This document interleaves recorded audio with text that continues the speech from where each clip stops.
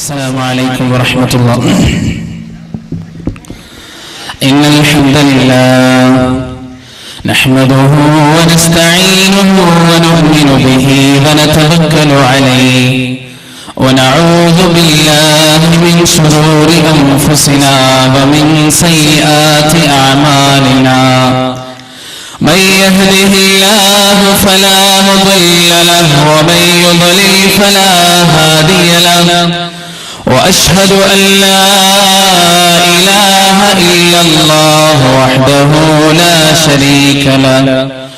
وأشهد أن محمدا عبده ورسوله أرسله بالهدى ودين الحق ليظهره على الدين كله ولو كره المشركون.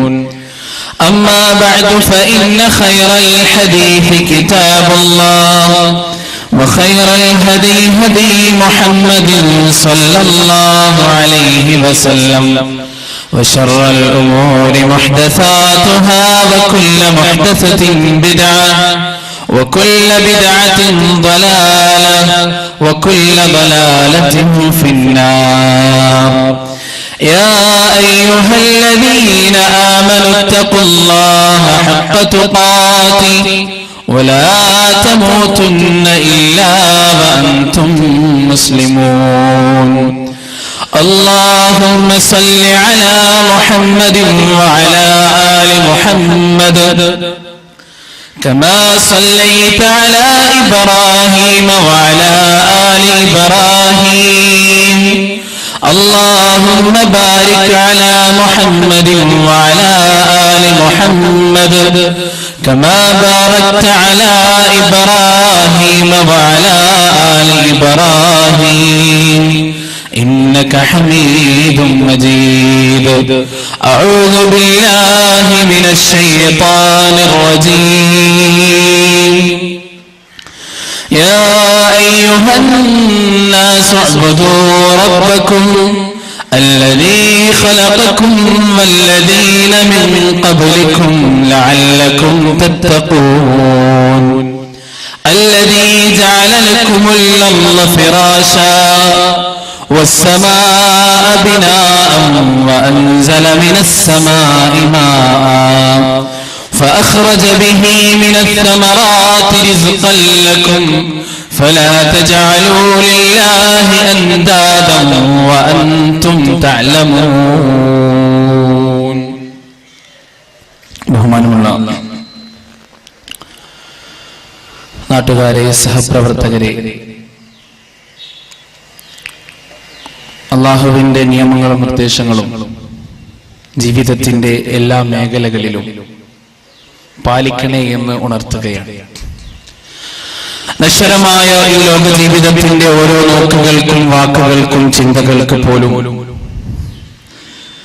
നാളെ റബ്ബിന്റെ കോടതിയിൽ ഉത്തരം പറയേണ്ടി വരുമെന്നും നാളിതുവരെ സമ്പാദിച്ച സമ്പാദ്യങ്ങൾക്കോ സന്താനങ്ങൾക്കോ സ്നേഹബന്ധങ്ങൾക്കോ സ്ഥാനമാനങ്ങൾക്കോ സമൂഹങ്ങൾക്കോ സംഘടനകൾക്കോ സൽപ്പേരുകൾക്കോ നാളെ റബ്ബിന്റെ കോടതിയിൽ നമ്മെ തുണക്കുവാനോ നമുക്ക് വേണ്ടി ശുപാർശ ചെയ്യുവാനോ നമ്മുടെ തെറ്റുകുറ്റങ്ങൾ ഏറ്റെടുക്കുവാനോ സാധിക്കുകയില്ല എന്നും സ്നേഹത്തിന്റെ ഭാഷയിൽ ഓർമ്മിപ്പിക്കുകയാണ്. നാം ഇന്നിവിടെ കൂടിയിരിക്കുന്നത് ഏതെങ്കിലും ഒരു വിഭാഗത്തെ തെറി പറയാനല്ല, ഏതെങ്കിലും ഒരു വിഭാഗത്തിന്റെ അഭിമാനത്തെ പുച്ഛിച്ചീന്താൻ വേണ്ടിയല്ല, ഏതെങ്കിലും ഒരു വിഭാഗത്തിന്റെ കുറ്റങ്ങളും കുറവുകളും എടുത്തു പറഞ്ഞ് രോമാഞ്ചപുളകിതരാകാൻ വേണ്ടിയല്ല, ഏതെങ്കിലും ഒരു വിഭാഗത്തെ താറടിക്കാൻ വേണ്ടിയല്ല.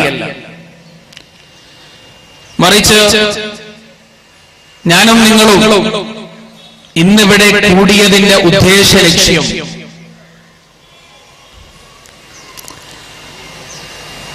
രണ്ട് പ്രഭാഷണങ്ങൾക്കും നൽകപ്പെട്ട വിഷയത്തിൽ നിന്ന് തന്നെ വ്യക്തമാണ്.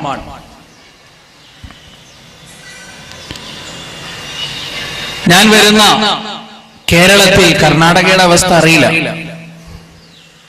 കേരളത്തിൽ ഒരു കാലഘട്ടം ഉണ്ടായിരുന്നു അധപ്പതനത്തിൽ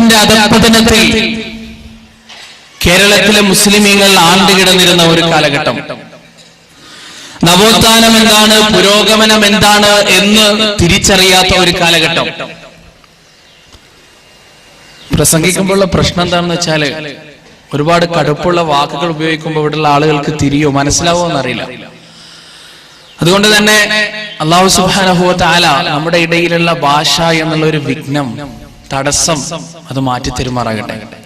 പറയുന്ന കാര്യങ്ങൾ മുഴുവനും വ്യക്തമായി മനസ്സിലാക്കുവാനും നല്ലത് ജീവിതത്തിൽ പകർത്തുവാനും മോശം ചവറ്റുകൊട്ടയിലേക്ക് വലിച്ചെറിയുവാനും അല്ലാഹു സുബ്ഹാനഹു വ തആല തൗഫീഖ് നൽകട്ടെ. സഹോദരങ്ങളെ, എന്താണ് ഇസ്ലാമിന്റെ അധ്യാപനം, ഇസ്ലാമിന്റെ ആദർശം, ഇസ്ലാമിന്റെ ആശയം, ഇസ്ലാം ജനങ്ങൾക്ക് പഠിപ്പിക്കാൻ ഉദ്ദേശിക്കുന്ന സിദ്ധാന്തത്തിന്റെ അടിത്തറ അത് എന്താണ്? പ്രവാചകൻ സല്ലല്ലാഹു അലൈഹി വസല്ലമ മക്ക കാലഘട്ടത്തിൽ ചെയ്ത പ്രബോധനത്തിൽ നിന്ന് വളരെ വ്യക്തമാണ് എന്താണ് ഇസ്ലാമിന്റെ ഉദ്ദേശം എന്നുള്ളത്. വളരെ വ്യക്തമാണ്. പ്രവാചകൻ സല്ലല്ലാഹു അലൈഹി വസല്ലമ മക്കയിലേക്ക് കടന്നു വരുമ്പോൾ ആ മക്കയിൽ ഉണ്ടായിരുന്ന ആളുകൾ ജീവിച്ചുകൊണ്ടിരിക്കുന്ന അവസ്ഥ എന്തായിരുന്നു? പരിശുദ്ധമായ കഅബ ശരീഫിന് ചുറ്റിലും വിവസ്ത്രരായിക്കൊണ്ട് ശരീരത്തിൽ നൂലിയ ബന്ധമില്ലാതെ കഅബയെ പ്രദക്ഷിണം ചെയ്യുന്ന ജനത, തന്റെ രക്തത്തിൽ പിറന്നു വീണ കുഞ്ഞ് പെണ്ണായി പോയി എന്ന ഒരൊറ്റ കാരണത്താൽ മണ്ണിന്റെ അടിയിൽ കുഴിച്ചു മൂടി കിരാതമായ നരനായാട്ടിന്റെ പ്രതിരൂപമായി മാറിയിരുന്ന ഒരു ജനത. കാരുണ്യം എന്താണ്, സ്നേഹം എന്താണ്, വാത്സല്യം എന്താണ്, പുരോഗമനം എന്താണ്, മനസ്സിന്റെയും ഹൃദയത്തിന്റെയും ആർദ്രത എന്താണെന്ന് തിരിച്ചറിയാത്ത ഒരു ജനത. ആ ജനതയിലേക്കാണ് പ്രവാചകൻ സല്ലല്ലാഹു അലൈഹി വസല്ലമ കടന്നു വരുന്നത്. ഒരു ഒട്ടകത്തിന്റെ കാഷ്ടത്തിന്റെ പേരിൽ എന്റെ അയൽവാസി, എന്റെ തൊട്ടിപ്പുറത്തുള്ള അയൽവാസി, അവന്റെ വീട്ടിലുള്ള ഒട്ടകം എന്റെ വീടിന്റെ പുറത്ത് വന്ന് കാഷ്ടിച്ചു എന്നതിന്റെ പേരിൽ മാത്രം യുഗങ്ങളോളം പരസ്പരം പോരടിച്ചും താറടിച്ചും യുദ്ധം ചെയ്തും രക്തം ചിന്തിയും ജീവിച്ചിരുന്ന കിരാതന്മാരായ ഒരു പറ്റം മനുഷ്യർ. ആ മനുഷ്യർക്കിടയിലേക്കാണ് പ്രവാചകൻ സല്ലല്ലാഹു അലൈഹി വസല്ലമ കടന്നു വരുന്നത്. ലോകം മുഴുവനും ചുറ്റി സഞ്ചരിച്ചുകൊണ്ട് തന്റെ ശ്രേഷ്ഠാധിപത്യത്തിന്റെ ചെങ്കോൽ ഉറപ്പിക്കാൻ ശ്രമിച്ച അലക്സാണ്ടർ ചക്രവർത്തി പോലും കടന്നു ചെല്ലാൻ മടിച്ച, മനസ്സാക്ഷി വെച്ചുവരണ്ടു പോയ ഒരു പ്രത്യേക സ്ഥലം, മധ്യേഷ്യയിലെ ആർക്കുമറിയാത്ത ഒരു സ്ഥലം, യാഥാസ്ഥികതയുടെ പ്രതിരൂപങ്ങളായി ജീവിച്ചിരുന്ന ഒരു സ്ഥലം, ചരിത്രത്തിന്റെ താളുകളിൽ ഇരുട്ടിന്റെ ലിപികൾ കൊണ്ട് രേഖപ്പെടുത്തപ്പെട്ട ഒരു സ്ഥലം, ആർക്കും പരിചയമില്ലാത്ത ഒരു സ്ഥലം, കിരാതത്തിന്റെ സ്ഥലം, നരനായാട്ടിന്റെ സ്ഥലം. ആ സ്ഥലത്തേക്ക് പ്രവാചകൻ സല്ലല്ലാഹു അലൈഹി വസല്ലമ കടന്നു വന്നു. ഭിന്ന ഭിന്നമായി ചിന്നിച്ചിതറി കിടക്കുന്ന സമൂഹത്തോട് പരദൈവങ്ങളെയും പുണ്യാത്മാക്കളെയും വിളിച്ചു പ്രാർത്ഥിച്ചുകൊണ്ട്, യൂണിറ്റി നഷ്ടപ്പെട്ടുകൊണ്ട്, ഐക്യം നഷ്ടപ്പെട്ടുകൊണ്ട് ഭിന്ന ഭിന്നമായി മുന്നിരുന്ന മുസ്ലിം സമുദായത്തിൽ പ്രവാചകൻ, മക്ക സമുദായത്തിൽ പ്രവാചകൻ സല്ലല്ലാഹു അലൈഹി വസല്ലമ ഒരു ആദർശം പ്രചരിപ്പിച്ചു. ലാ ഇലാഹ ഇല്ലല്ലാഹ്, ലാ ഇലാഹ ഇല്ലല്ലാഹ്. കറുത്തവനും വെളുത്തവനും കുബേരനും ദരിദ്രനും അധികാരിക്കും അധീനനും എല്ലാവർക്കും പ്രജയ്ക്കും രാജാവിനും പണ്ഡിതനും പാമരനും എല്ലാവർക്കും ഒരേയൊരു ദൈവം. ഈ ലോകങ്ങളെ മുഴുവനും സൃഷ്ടിച്ച അണുമുതൽ അമീബ മുതൽ തിമിംഗലം വരെയുള്ള, ചെറിയ അണുമുതൽ പരകോടി പരമാണു മുതൽ പരകോടി നക്ഷത്രങ്ങൾ വരെയുള്ള സകല പ്രപഞ്ചത്തിന്റെ സൂക്ഷ്മ സ്ഥൂല പ്രപഞ്ചങ്ങളെ നിയന്ത്രിക്കുന്ന ഒരു നാഥൻ. ആ നാഥന്റെ മുന്നിലാണ് നമ്മൾ ശിരസ്കനാകേണ്ടത്. ആ നാഥന്റെ മുന്നിലാണ് നമസ്കാരങ്ങൾ അർപ്പിക്കേണ്ടത്. സുബ്ഹാനല്ലാഹ്, എത്ര സുന്ദരമായ ആദർശം കടന്നു വന്നു. ആയിരക്കണക്കിന് ലക്ഷക്കണക്കിന് ആളുകൾ മക്കയിൽ നിന്ന് ഇസ്ലാമിലേക്ക്. എന്നിട്ട് എന്താ സംഭവിച്ചത്?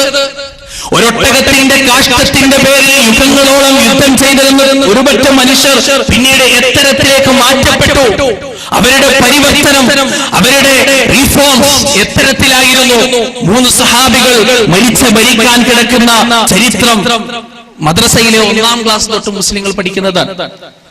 3 സഹാബിമാർ മരിക്കാൻ കിടക്കുകയാണ്. ഒന്നാമത്തെ ആളുടെ അടുത്തേക്ക് വെള്ളം കൊണ്ടുകൊടുത്തു. ഏറ്റവും കൂടുതൽ മരിക്കാൻ പോകുമ്പോൾ ഒരു മനുഷ്യൻ ആഗ്രഹിക്കുന്നത് തൊണ്ടയൊന്ന് നനക്കണം, വറ്റി വരളുന്ന എന്റെ കണ്ടനാടിയൊന്ന് നനക്കണം. ഏറ്റവും വലിയ ആഗ്രഹം. ആ മനുഷ്യന്റെ അടുത്ത് വെള്ളം കൊണ്ടു കൊടുത്തു. പറഞ്ഞു വേണ്ട, അപ്പുറത്തെ സഹോദരൻ കിടക്കുന്നുണ്ട്, അവനും ദാഹിക്കുണ്ടാവും, അവന് കൊടുക്കണം. അവന്റെ അടുത്തേക്ക് പോയി. മൂന്നാമതൊരാൾ നിരക്ക് കേട്ടപ്പോ രണ്ടാമത്തെ മനുഷ്യനും പറഞ്ഞു എനിക്കും വേണ്ട, അവന് കൊണ്ടുകൊടുക്കൂ. സുബ്ഹാനല്ലാഹ്, രോമമുണ്ടല്ലോ എഴുന്നേറ്റ് നിൽക്കണം, രോമം എഴുന്നേറ്റ് നിൽക്കണം. എത്തരത്തിലുണ്ടായിരുന്ന സമുദായമായിരുന്നു സഹോദരങ്ങളേത്, എത്തരത്തിലുണ്ടായിരുന്ന സമുദായം. ഒരൊട്ടകത്തിന്റെ കാഷ്ടത്തിന്റെ പേരിൽ, ഒരു തുണ്ട് മണ്ണിന്റെ പേരിൽ, ഒരൊറ്റ വാളിന്റെ പേരിൽ, ഒരൊറ്റ ചെറിയ പ്രശ്നത്തിന്റെ പേരിൽ യുഗങ്ങളോളം തലയിറക്കാൻ തയ്യാറായ ആ മക്കാ കാലഘട്ടത്തിൽ ജീവിച്ചിരുന്ന കിരാതരായ നരനായാട്ടുകൊണ്ട് ലോകത്തിന്റെ ചരിത്രത്തിൽ കറുത്ത അധ്യായങ്ങൾ രചിച്ച ആ മനുഷ്യർ കാലഘട്ടത്തിൽ ഭൂമിക്ക് മുഴുവനും വരാനിരിക്കുന്ന ഇലാ യൗമിൽ ഖിയാമ, ലോകാവസാനം വരെ വരാനിരിക്കുന്ന ഓരോ മനുഷ്യനും രോമാഞ്ചജന്യമായ ഒരു വലിയ പാഠം പഠിപ്പിച്ചുകൊണ്ട് കടന്നുപോയല്ലേ.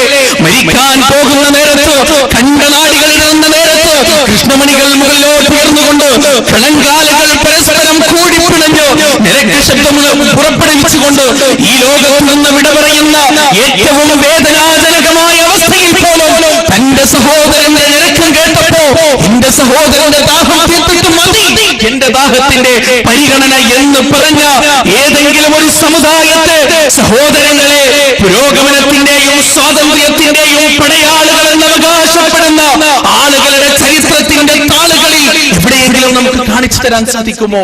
അതായിരുന്നു ഇസ്ലാമിന്റെ മാറ്റം, അതായിരുന്നു ഇസ്ലാമിന്റെ മാറ്റം. ഇസ്ലാം പഠിപ്പിച്ച ആദർശം അതായിരുന്നു, ഇസ്ലാം പഠിപ്പിച്ച ആശയം അതായിരുന്നു. സുന്നി എന്നും മുജാഹിദ് എന്നും ജമാഅത്ത് എന്നും തബ്ലീഗ് എന്നും പറഞ്ഞു തമ്മിൽ കലഹിച്ച്, തമ്മിൽ പ്രശ്നമുണ്ടാക്കി, തമ്മിൽ കടിച്ചു കീറി, തമ്മിൽ അടിപിടി നടത്തി ലോകരെ കൊണ്ട് ചിരിപ്പിക്കാനായിരുന്നില്ല ഇസ്ലാം പഠിപ്പിച്ചത്. മറിച്ച് ഭിന്ന ഭിന്നമായി കിടന്നിരുന്ന ഒരു സമുദായത്തിനിടയിലേക്ക് ലാ ഇലാഹ ഇല്ലല്ലാഹ്, കറുത്തവനും വെളുത്തവനും കുബേരനും ദരിദ്രനും അധികാരിക്കും അധീനനും ഒരേ ഒരു ദൈവമെന്ന ഉന്നതമായ ആദർശം പഠിപ്പിച്ചുകൊണ്ട് ഭിന്നമായി കിടന്നിരുന്ന സമുദായത്തെ ഒരുമ വെച്ച മക്കളെ പോലെ, ഒരു കെട്ടിടത്തിന്റെ കല്ലുകളെ പോലെയാക്കി തീർത്ത ഇസ്ലാമിന്റെ ഉദാത്തമായ ആദർശം പ്രിയപ്പെട്ട സഹോദരങ്ങളെ എന്തേ നമ്മുടെ സഹോദരങ്ങൾ മറന്നുപോകുന്നു? എന്തേ മറന്നുപോകുന്നു? കേരളത്തിലൊക്കെ ശിർക്കിന്റെ കൂടാരങ്ങൾ ഒന്നായി ഇളകി വന്നപ്പോഴും വിരിമാറ് കാണിച്ചുകൊണ്ട് എറിയപ്പെട്ട കല്ലുകൾ സ്വീകരിച്ച തൗഹീദിന്റെ വക്താക്കൾ തന്നെ തമ്മിലടിക്കാൻ തുടങ്ങി. അല്ലേ സഹോദരങ്ങളെ, നമുക്ക് മനസ്സിലാക്കാനുള്ളത് ഈ ഒരു സമുദായം ഇവിടെ നിന്ന് ഇല്ലാതെയായാൽ ലാ ഇലാഹ ഇല്ലല്ലാഹ് എന്ന ആശയം അച്ചട്ടായി സമൂഹത്തിന് മുന്നിൽ പറയാൻ ആരുമില്ല. നിങ്ങൾക്കറിയോ, മുജാഹിദ് പ്രസ്ഥാനം, സലഫി പ്രസ്ഥാനം സമുദായത്തിൽ റീഫോംസ് ഉണ്ടാക്കാൻ വേണ്ടി സഹിച്ച ത്യാഗങ്ങൾ, പരിഷ്കരണം ഉണ്ടാക്കാൻ വേണ്ടി സഹിച്ച ത്യാഗങ്ങളുടെ എണ്ണം അറിയോ? എന്റെ നാട്ടില്, കേരളത്തില് പയ്യന്നൂർ എന്ന് പറയുന്ന സ്ഥലത്ത് ഒരു മുജാഹിദ് പ്രവർത്തകൻ മരിച്ചു. 90 വയസ്സുള്ള ഒരു മുജാഹിദ് പ്രവർത്തകൻ മരിച്ചു. അദ്ദേഹത്തിന്റെ മയ്യത്ത് ഖബർസ്ഥാനിലേക്ക് എടുക്കുന്ന സമയം 500ഓളം ആളുകൾ ആ മയ്യത്തിന് തടസ്സം നിന്നു. എന്നിട്ട് പറഞ്ഞു കൊണ്ടുപോകാൻ പറ്റില്ല. എന്താ കാരണം? ഇയാൾ പുത്തംവാദിയാണ്, ഇയാൾ വഹാബിയാണ്, ഇയാൾ സലഫിയാണ്, മുജാഹിദാണ്, ഖബർസ്ഥാനിൽ വെക്കാൻ പാടില്ല. ഒന്ന് ചിന്തിച്ചു നോക്കണം. ആ വാപ്പ നനച്ച് വളർത്തിയ മക്കളുണ്ടിപ്പുറം ആ മകന്റെ മനസ്സിലുണ്ടായ കൊടുങ്കാറ്റ് പോലെയുള്ള തീയെ അണക്കാൻ സഹോദരങ്ങളെ ആർക്ക് സാധിക്കും? കരഞ്ഞുകൊണ്ട് കണ്ണുനീരൊലിപ്പിച്ചുകൊണ്ട് വീട്ടിലാണ് ആ വാപ്പയുടെ മൃതദേഹം മണമാടിയത്. സുബ്ഹാനല്ലാഹ്, ഇത്രയും ത്യാഗം. സ്വന്തം വാപ്പ മരിച്ചപ്പോൾ ഖബറിടത്തിൽ ഒരാളടി മണ്ണ് പോലും നിഷേധിക്കപ്പെട്ടു. ഈ സമൂഹത്തിൽ, ഈ സമുദായത്തിൽ പ്രവർത്തനം നടത്തിയതിന് മുജാഹിദുകൾക്ക് അല്ലേ മരിച്ചാൽ കിടക്കാനുള്ള 6 അടി മണ്ണ് പോലും ബഹിഷ്കരിക്കപ്പെട്ടു. സലഫി പ്രസ്ഥാനത്തിന് എന്തിനു വേണ്ടിയായിരുന്നു? കേരളത്തിൽ പല സ്ഥലങ്ങളിലും, പല ജില്ലകളിലും, പല നാടുകളിലും മുജാഹിദ് പ്രഭാഷകർ, സലഫി പ്രഭാഷകർ പ്രഭാഷണം നടത്തി, തൗഹീദിന് വേണ്ടി സംസാരിച്ചു. ആ സമയത്ത് കലിതുള്ളിയ ശിർക്കിന്റെ കൂട്ടങ്ങൾ കടന്നു വന്നു, കല്ലെറിഞ്ഞു, കസേരകൾ എടുത്തടിച്ചു, മെറ്റലുകൾ ലോഡ് കണക്കിന് കൊണ്ടുവന്നിറക്കി. മുജാഹിദ് പ്രഭാഷകന്റെയും അവിടെ കൂടിയിരിക്കുന്ന നിഷ്കളങ്കരായ ആളുകളുടെയും ശരീരത്തിലേക്ക് വലിച്ചെറിയാൻ തുടങ്ങി. നിങ്ങൾക്കറിയോ, സ്റ്റേജിലിരിക്കുന്ന വയോവൃദ്ധനായ 80 വയസ്സിൽ പരം പ്രായമുള്ള ഒരു മനുഷ്യന്റെ തല പൊട്ടിക്കൊണ്ട് ചോരയൊലിച്ചു. ആ മനുഷ്യനെ കയ്യിലെടുത്ത് പിടിച്ചുകൊണ്ട് ഹോസ്പിറ്റലിലേക്ക് കൊണ്ടുപോകുന്ന ഓരോ യുവാവിന്റെ കണ്ണുകളും നിറയുന്നുണ്ടായിരുന്നു. സഹോദരങ്ങളെ, എന്തിനു വേണ്ടിയായിരുന്നു? എന്റെ പ്രിയപ്പെട്ട സഹോദര, എന്തിനു വേണ്ടിയായിരുന്നു ആ ഏറുകൊള്ളൽ? എന്തിനു വേണ്ടിയായിരുന്നു ആ ഏറുകൊള്ളൽ? മുജാഹിദ് പ്രസ്ഥാനത്തിന്റെ പ്രഭാഷകനെ കൊല്ലാൻ പദ്ധതിയിട്ടു, കൊലപാതകം നടത്താൻ പദ്ധതിയിട്ടു. ഓരോ പ്രഭാഷണം നടത്തുമ്പോഴും സംശയം ചോദിക്കണം എന്ന വ്യാജേന കടന്നു വന്നുകൊണ്ട് സലഫി പ്രസ്ഥാനത്തിന്റെ സ്റ്റേജുകൾ കയ്യേറി. സഹോദരങ്ങളെ, അവിടെയൊന്നും തിരിച്ചടിക്കാൻ സലഫി പ്രസ്ഥാനത്തിന് മസിൽ പവറിന്റെ കുറവുണ്ടായിക്കൊള്ളല്ല. സലഫി പ്രസ്ഥാനം ഈ നാട്ടിൽ വളർന്നിട്ടുണ്ട്. ഇതാ ഇക്കഴിഞ്ഞ 8ാം സംസ്ഥാന സമ്മേളനം, ഐതിഹാസികമായ സമ്മേളനം ഒരു നോക്ക് കാണുമ്പോൾ അല്പമെങ്കിലും തൗഹീദിന്റെ വെളിച്ചം ഹൃദയത്തിന്റെ അഗാധങ്ങളിലുള്ള ഓരോ മനുഷ്യന്റെയും രോമം എഴുന്നേറ്റ് നിൽക്കും. ഹൃദയത്തിന്റെ മിടിപ്പ് കൂടും, കണ്ടമിടറിപ്പോകും, പാദമിടറിപ്പോകും. എന്റെ കാരണം ഒരാളും രണ്ടാളും മൂന്നാളും നാലാളുമായി തുടങ്ങിയിരുന്ന ഈ പ്രസ്ഥാനം ഇന്നിതാ 8ാം സംസ്ഥാന സമ്മേളനത്തിലെത്തി നിൽക്കുമ്പോൾ ആഭാലചൂടം വരുന്ന ലക്ഷക്കണക്കിന് ജനങ്ങളുടെ മുന്നിൽ നിന്ന് സംസാരിക്കുമ്പോൾ പൊളിറ്റീഷ്യൻസ് പോലും വിറച്ചു പോകുകയാണ്. ഇത്രയും ശക്തിയോ ഇത്രയും ആൾബലമോ? സഹോദരങ്ങളെ, അതേതെങ്കിലും ഒരു പ്രഭാഷകന്റെ പ്രഭാഷണ വൈഭവമല്ല, ഏതെങ്കിലും ഒരു സംഘാടക ബുദ്ധിയോ ശക്തിയോ അല്ല, മറിച്ച് ലാ ഇലാഹ ഇല്ലല്ലാഹ്, ലാ ഇലാഹ ഇല്ലല്ലാഹ് എന്ന ആദർശത്തിന്റെ ഉദാത്തമായ ശക്തി അല്ലേ? സമ്മേളന നഗരിയിൽ ഒരുമിച്ച് കൂടുന്ന ആയിരക്കണക്കിന് ലക്ഷക്കണക്കിന് യുവാക്കൾ തളർവാദം പിടിച്ചവരായിരുന്നില്ല അല്ലെ? ആ യുവാക്കളോട് തലമുതിർന്ന നേതാക്കൾ ഒരു വാക്ക് പറഞ്ഞാൽ തയ്യാറാകുമായിരുന്നു അവരെന്തിനും. പക്ഷേ ശിർക്കിന്റെ കോട്ടകൊത്തളങ്ങൾ ഒന്നായി ഇളകി വന്ന് മുജാഹിദ് പ്രസ്ഥാനത്തിനകത്തളങ്ങളിലുള്ള വയോവൃദ്ധരായ മനുഷ്യരുടെ തലയിറങ്ങി പൊട്ടിക്കുമ്പോഴും മുജാഹിദ് പ്രസ്ഥാനത്തിന്റെ സലഫി പ്രസ്ഥാനത്തിന്റെ നേതാക്കൾ യുവാക്കളോട് പറഞ്ഞത്, മക്കളെ തിരിച്ചടിക്കരുത്, അരുത്. ഒരു മുള്ളു പോലും, കടുകുമണിയുടെ വലുപ്പത്തിലുള്ള ഒരു കല്ല് പോലും അവരെ നേർക്കേക്ക് എറിയരുത് എന്ന് പഠിപ്പിച്ച ഒരു പ്രസ്ഥാനത്തെ പ്രിയപ്പെട്ട സഹോദരങ്ങളെ കേരളത്തിന്റെ മണ്ണിൽ, കർണാടകയുടെ മണ്ണിൽ നിങ്ങൾക്ക് കാണിച്ചു തരാൻ സാധിക്കുമോ? എത്രയെത്ര തടസ്സങ്ങൾ ഉണ്ടാക്കി, എത്രയെത്ര പ്രതിസന്ധികൾ ഉണ്ടാക്കി. കേരളത്തിൽ NDF പോലെയുള്ള പ്രസ്ഥാനങ്ങൾ പാപ്പിനിശ്ശേരി എന്ന് പറയുന്ന എന്റെ നാട്ടിൽ നടത്തിയ ഒരു പരിപാടി മുടക്കിയപ്പോൾ അവരോട് ആരകാ മുടക്കാൻ നിങ്ങളെന്ന് ചോദിക്കാനുള്ള കേൾപ്പുള്ള ആൺകുട്ടികൾ ഉണ്ടായിട്ടും ഒരക്ഷരം മിണ്ടിയില്ല. മുജാഹിദ് പ്രസ്ഥാനത്തിന്റെ സലഫി പ്രസ്ഥാനത്തിന്റെ വക്താക്കൾ എന്റെ ഭീരുത്വമാണോ? അല്ല സഹോദരങ്ങളെ, അല്ല. പേടിച്ചിട്ടല്ല. മുജാഹിദ് പ്രസ്ഥാനത്തിന്, സലഫി പ്രസ്ഥാനത്തിന് പേടിയെന്ന ഒന്നില്ല അല്ലേ? ബദർ യുദ്ധത്തിന്റെ രണാങ്കണത്തിൽ ആയിരക്കണക്കിന് വരുന്ന ആബാലചൂടം വരുന്ന വലിയ സൈന്യത്തിന്റെ മുന്നിൽ 300ഓളം പേര് വരുന്ന സഹാബികൾ കാലും പാദവും കണ്ടവും ഇടരാതെ പൊരുതി നിന്നു അല്ലേ? എന്തിനു വേണ്ടി? ആ സമയത്ത് പ്രവാചകൻ പ്രാർത്ഥിച്ച ഒരു പ്രാർത്ഥന, നാഥാ, ഈ ചെറു സംഘത്തെ നീ നശിപ്പിക്കുകയാണെങ്കിൽ, തമ്പുരാനെ, ഈ ചെറു സംഘത്തെ നീ നശിപ്പിക്കുകയാണെങ്കിൽ നിന്നെ മാത്രം വിളിച്ച് പ്രാർത്ഥിക്കുന്ന ഒരാൾ പോലും ഭൂമിയിൽ ഇല്ലാതെയാക്കും അല്ലേ? ആ ഒരു പ്രാർത്ഥന മാത്രം. സഹോദരങ്ങളെ, പേടിച്ചിട്ടല്ല.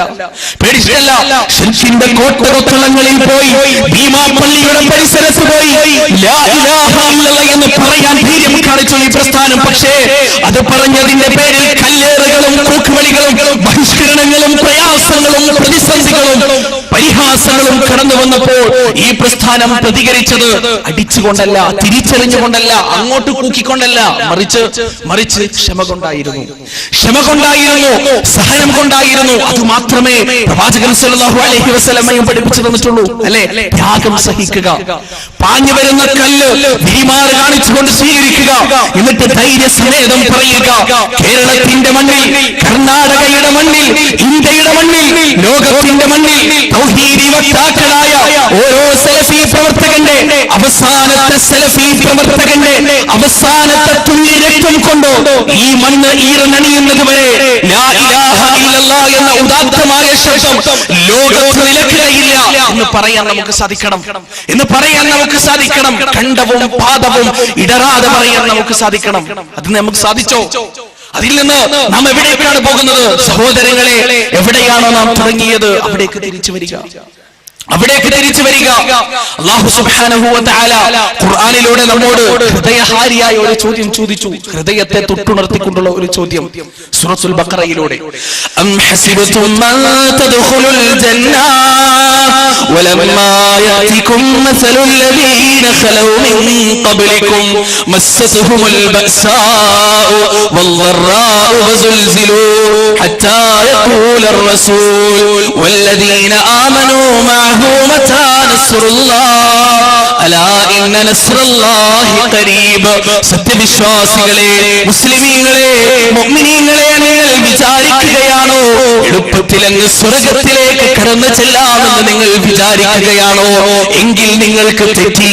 വലമ്മാ യഅതികും മസലുൽ ലദീന ഖലൗ മിൻ ഖബ്ലികും മസ്സതുഹുൽ ബഅസാഉ വൽദറാഉ വസുൽസിലൂ ഹത്താ യഖൂലർ റസൂൽ.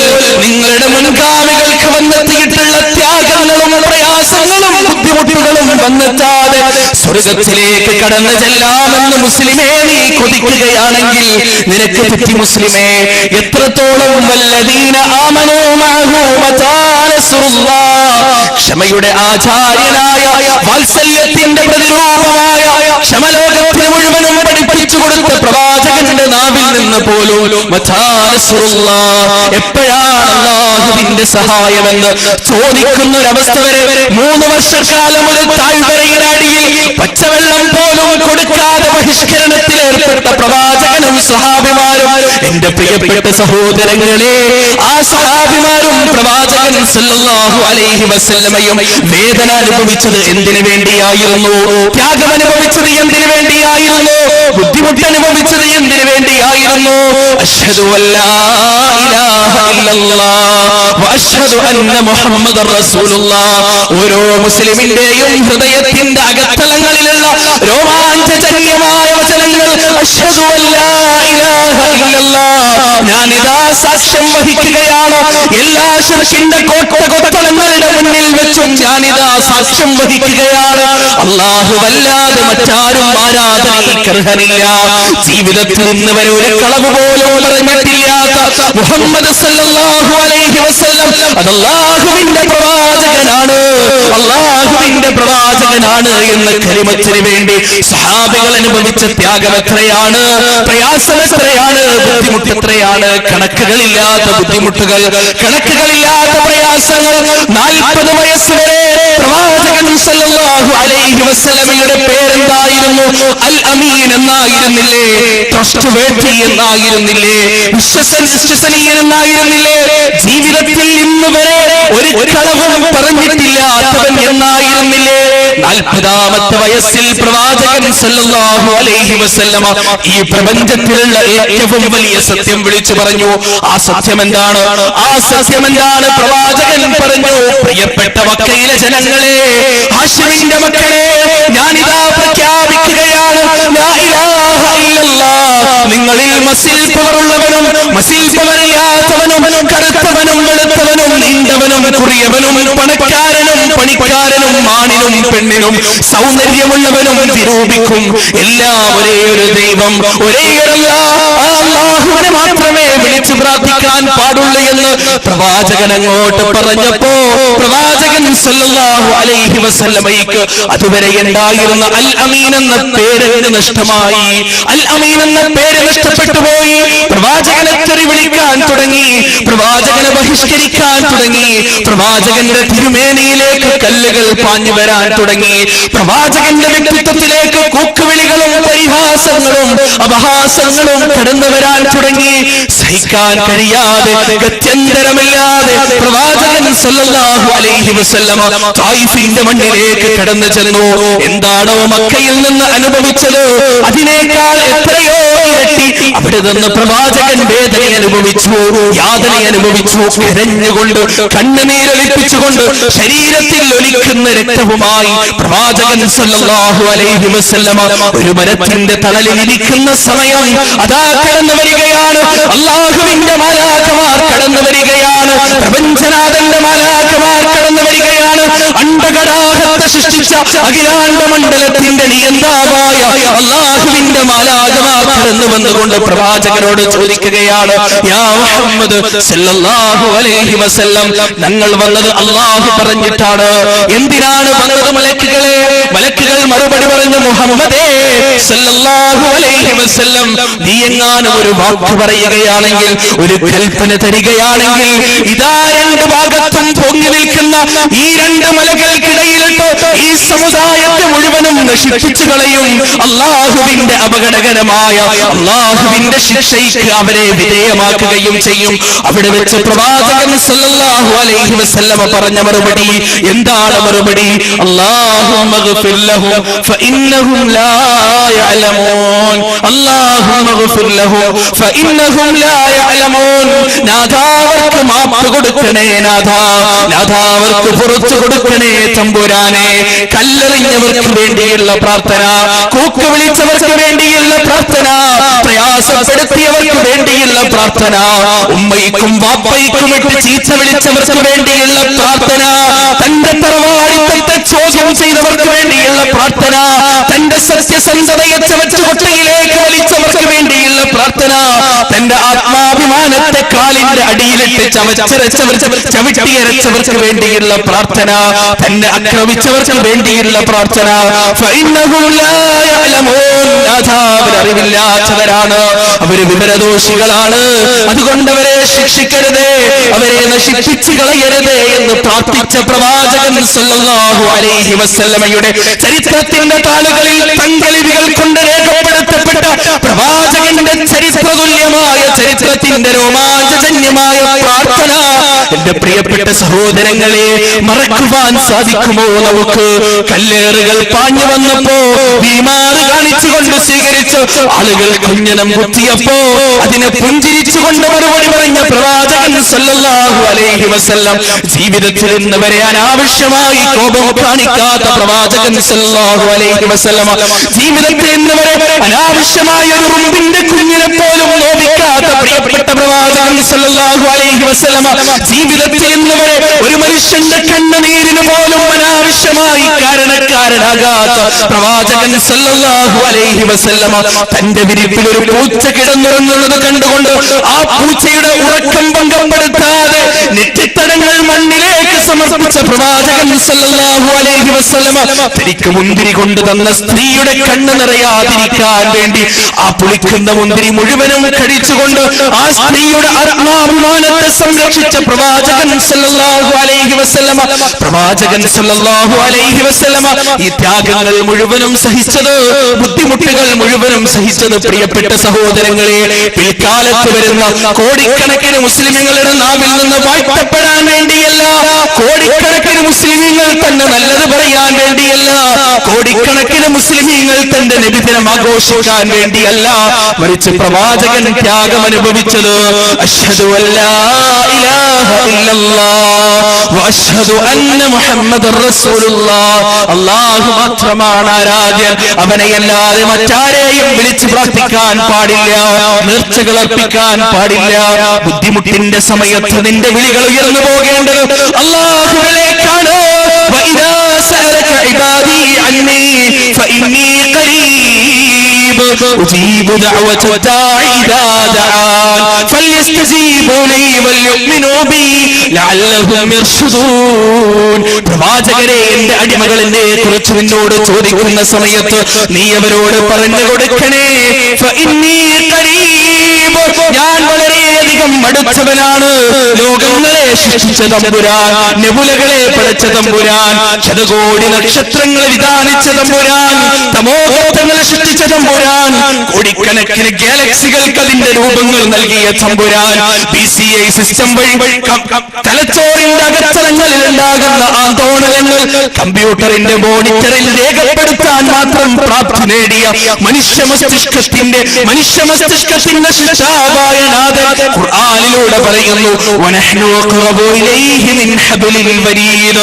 എന്റെ അടിമയുടെ ഓരോ വിശ്വാസവും ഓരോ നെടുവീർപ്പും അറിയുന്ന അവന്റെ ഏറ്റവും അടുത്ത കൂട്ടുകാരനാണ് നാം. പ്രിയപ്പെട്ട സഹോദര, എന്റെ ശബ്ദം ശ്രവിക്കുന്നവരുടെ കൂട്ടത്തിൽ ആരെങ്കിലും സുന്നികളായിട്ടുണ്ടെങ്കിൽ അങ്ങനെ വാദിച്ചുകൊണ്ട് ശിർക്കിന്റെ പാലത്തിലൂടെ നരകത്തിന്റെ പാതാളത്തിലേക്ക് നടന്നു പോകുന്ന ആരെങ്കിലും ഉണ്ടെങ്കിൽ എനിക്ക് ചോദിക്കാനുള്ളത്, വനഹ്നു അഖ്റബു ഇലൈഹി മിൻ ഹബ്ലിൽ വരീദ്. ഞാൻ അവന്റെ കണ്ണുനാടിയേക്കാൾ അടുത്തവനാണെന്ന് അല്ലാഹുവിന്റെ ഖുർആനിലെ സൂറത്തുൽ ഖാഫിലൂടെയുള്ള വചനം പുറങ്കാല കൊണ്ട് ചവിട്ടിക്കൊണ്ട് നീ പോകുന്ന ദർഗകൾ ഉള്ളാളം ദർഗാ ശരീഫിലേക്ക് നീ നടന്നു പോകുമ്പോൾ പ്രിയപ്പെട്ട സഹോദര, പൊന്നനുജ, പൊന്നുമകനെ, നീ അവിടെ ചവറ്റുകൊട്ടയിലേക്ക് വലിച്ചെറിയുന്നത് ഖുർആനാണെടാ. ചവറ്റുകൊട്ടയിലേക്ക് വലിച്ചെറിയുന്നത് ഹദീസിന്റെ വചനങ്ങളാണ് മോനെ. നാളെ അല്ലാഹുവിന്റെ കോടതിയിൽ ഉത്തരം പറയേണ്ടി വരും. പ്രിയപ്പെട്ട മകനെ, വലിച്ചെറിയണം മൗലീദിന്റെ കിതാബുകൾ, വലിച്ചെറിയണം കിതാബുകൾ ചവറ്റുകൊട്ടയിലേക്ക്. 23 വർഷക്കാലം നിതാന്തമായി അഹോരാത്രം പ്രവാചകൻ സല്ലല്ലാഹു അലൈഹി വസല്ലമ പ്രബോധനം ചെയ്തുകൊണ്ട് ലോകത്ത് ജനിക്കാനിരിക്കുന്ന ഓരോ മുസ്ലിമിനും നെഞ്ചിലേറ്റുവാൻ വേണ്ടി സമർപ്പിച്ചില്ലേ ഖുർആൻ. തറക്തു ഫീകും അംറൈൻ ലൻ തളില്ലു മാ തമസ്സക്തും ബിഹിമാ കിതാബുല്ലാഹി വസുന്നത്തു റസൂലിഹി. കാലത്തിന്റെ അനസ്യൂതമായ ഒഴുക്കിൽ ധർമ്മ സംസ്കാര സദാചാരങ്ങൾക്ക് മൂല്യച്യുതി സംഭവിക്കുന്ന നേരത്ത് ധർമ്മത്തിന്റെ ഉത്തുംഗമായ സോപാനത്തിലേക്ക് കാലെടുത്ത് വെക്കാൻ വേണ്ടി 2 കാര്യങ്ങളിൽ നിങ്ങൾ സമർപ്പിച്ചുകൊണ്ടാണ് ഞാൻ പോകുന്നത്. അൽ ഖുർആൻ, അല്ലാഹുവിന്റെ പ്രവാചകന്റെ മുഅ്ജിസത്ത് ഖുർആൻ. ഹദീസാണ് സഹോദരങ്ങളെ, അത് ഏറ്റുപിടിക്കുക, അത് ഏറ്റുപിടിക്കുക. എന്തിനാണ് മക്ബറകൾ, എന്തിനാണ് ചാരങ്ങൾ? സഹോദരങ്ങളെ, സലഫി പ്രസ്ഥാനത്തിന് അതിനാളെ കൂട്ടണം എന്ന് യാതൊരു ആഗ്രഹവുമില്ല. എന്റെ സംസാരം ശ്രദ്ധിക്കുന്നവർ ഏറ്റവും ആദ്യം മനസ്സിലാക്കേണ്ട കാര്യം അതാണ്. സലഫി പ്രസ്ഥാനത്തിന് ഈ പ്രസ്ഥാനത്തിൽ അണികൾ കൂട്ടണമെന്ന് യാതൊരു ആഗ്രഹവുമില്ല. എന്റെ ശബ്ദം ശ്രമിക്കുന്ന ആളുകൾ ആരെങ്കിലും സലഫി ആവണമെന്നോ മുജാഹിദ് ആവണമെന്നോ പറയില്ല. അത് ഞങ്ങളുടെ സംസാരത്തിന്റെ ഭാഗമല്ല. അല്ലെ, ഞങ്ങൾക്ക് വരുമാനം കുറവാണ്, പാവപ്പെട്ടവരാണ്. അല്ലെ, സലഫി പ്രസ്ഥാനത്തിൽ പ്രവർത്തിക്കുന്ന തലമുതിർന്ന നേതാക്കൾക്ക് ഇങ്ങോട്ട് പോക്കറ്റിലേക്കൊന്നും വരാനില്ല. നേതാക്കൾക്ക് ഇങ്ങോട്ട് പോക്കറ്റിലേക്കൊന്നും വരാനില്ല, അങ്ങോട്ടാണ്. അല്ലെ, ഭാരവാഹിത്വം ഏറ്റെടുക്കുന്ന ആളുകൾക്ക് അങ്ങോട്ട് കൊടുക്കാനുണ്ടാകും, പോക്കറ്റിൽ നിന്നെടുത്ത് അങ്ങോട്ട് കൊടുക്കണം. അല്ലെ സഹോദരങ്ങളെ, പക്ഷേ ഇത് സലഫി പ്രസ്ഥാനത്തിന്റെ മാത്രം കാര്യമാണ്. ഉള്ളാളത്ത് 2 കിണറുകളില്ലേ, കണ്ടിട്ടില്ലേ? നിങ്ങൾ കണ്ടിട്ടില്ലേ? ഉള്ളാളത്ത് പരിപാടി ഉണ്ടായപ്പോ അവിടെ ഞാനൊന്ന് പോയി സന്ദർശിച്ചതാ. 2 കിണറുകളുണ്ട്. അല്ലെ, ആ കിണറുകളിൽ നിറഞ്ഞു കിടക്കുന്ന നോട്ടിന്റെ കെട്ടുകൾ നിങ്ങൾ കണ്ടതല്ലേ? അല്ലെ, എത്ര വരുമാനം? ആ വരുമാനം മുജാഹിദ് പ്രസ്ഥാനത്തിനില്ല. അങ്ങനെ ആളുകളുടെ പാമരത്തെ ചൂഷണം ചെയ്തുകൊണ്ട് പൈസ വല്ലാഹി വല്ലാഹി വല്ലാഹി സലഫി പ്രസ്ഥാനത്തിന് വേണ്ട, മുജാഹിദ് പ്രസ്ഥാനത്തിന് വേണ്ട. നിങ്ങൾ സത്യം മനസ്സിലാക്കുക, തൗഹീദ് മനസ്സിലാക്കുക. പ്രിയപ്പെട്ട വാപ്പ, പ്രിയപ്പെട്ട അനുജ, പ്രിയപ്പെട്ട മകനെ, പറയാനുള്ളത് മുജാഹിദ് പ്രസ്ഥാനത്തിൽ മെമ്പർഷിപ്പ് എടുക്കണമെന്നല്ല. വേണ്ട, വേണ്ട. സലഫി പ്രസ്ഥാനത്തിൽ SKSF-ൽ നിങ്ങൾ മെമ്പർഷിപ്പ് എടുക്കണ്ട.